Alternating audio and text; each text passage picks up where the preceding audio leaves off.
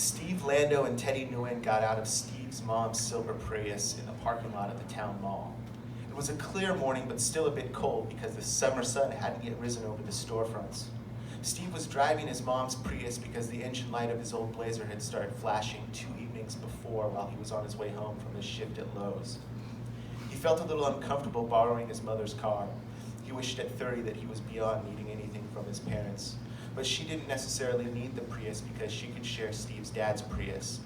And anyways, all she needed to do was go to the grocery store, and all Steve's dad needed to do was go to physical therapy. And other than that, they were just going to watch the news. Steve and Teddy went through the double doors into the indoor mall area. The mall was built in the late 70s, and the bakery shared a circular commons with a bookstore, a Chinese restaurant, a barbecue restaurant, a pharmacy, some meeting rooms, and a small stage. Ductwork lined the ceiling, and at the center of the room was filled with mismatched tables where evenings they'd periodically hold game nights. On the floor in this corner of the room was a chess set with pieces the size of toddlers that no one really used. And near the bakery there was a large wooden statue of a bear. The week before, while they were in their shared apartment smoking a bowl and watching Curb Your Enthusiasm, Teddy had mentioned that it was a shame that the bear was always naked, that no one ever thought to dress him up. Steve argued that the bear wasn't naked, the bear had wooden fur, and that constituted clothes. Teddy replied that that only pertained to real bears who lived in the wild. This bear was a pretend bear, and furthermore, it was clearly docile because it stood on 2 feet and smiled and only ever met humans. Of course it wanted to be dressed up. Steve argued that dogs were docile and they didn't want to be dressed up. That, Teddy replied, remains to be seen. Teddy had found a large t-shirt at a thrift shop and brought it along to the bakery. There you are, he said, and went over to the bear and sized it up. He had gotten the shirt over the bear's head when the manager of the bakery rushed out and asked what he was doing. I'm dressing the bear, he said. No, you're not, said the manager, Sarah Barton. Sarah had worked her way up from register to manager over the course of a very short period of time due primarily to turnover. Along with her managing the bakery, she was known for her passionate performances of her original songs at the open mics held monthly on the stage in the Commons.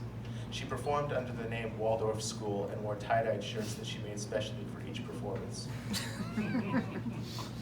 Just wait until you see it before you judge, said Teddy. Take it off. Sarah slapped an empty clipboard against her thigh. No, you'll be really into this, I promise. He made to put one of the bear's arms through the shirt.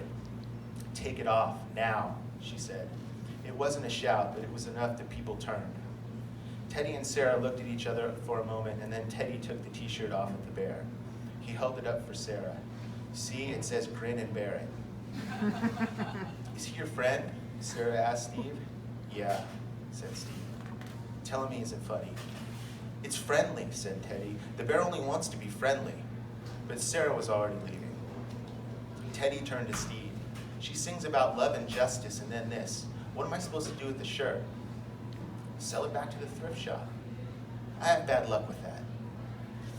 Steve and Teddy got their coffees and cookies and went back out to the Prius.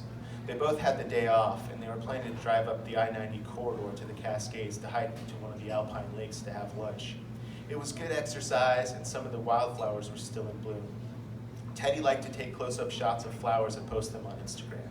He had an Instagram account of flowers that had 5 times more followers than his personal account. He sometimes talked about publishing a flower book called Legion of Bloom. They got into the Prius and pressed the ignition button. Music came on pretty loud. Steve stared at the dash. I don't remember having the music on. Is this some kind of glitch?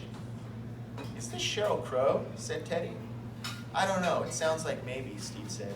This is weird. My mom's almost 70. I didn't even think she liked music. This is Sheryl Crow, said Teddy. This is weird, said Steve. He turned it down a bit. My mom is a Sheryl Crow fan. I'll never be able to see her the same way again.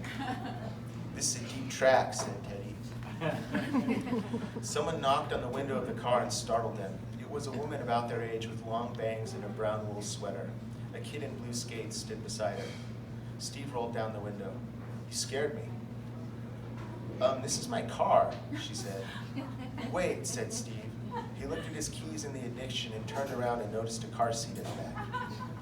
I left my keys on the dashboard, said the woman. Her eyes were open wide, but Steve couldn't tell if she was annoyed or just looked that way. The key allows you to start the car without having to plug it in the slot, she said. Like if the key is near the car, you can start it. Shit, said Steve. Sorry for swearing. The kid looked maybe 6. They apologized further and got out of the car and walked to Steve's mom's Prius. Who leaves their keys in the dashboard, said Steve. And don't you think that key thing is some kind of design flaw? I bet she's due for a recall. Teddy elbowed Steve and nodded in the direction of the car. Hurry, he said. Let's go. Why? I left a t-shirt in her car. Okay. So yeah.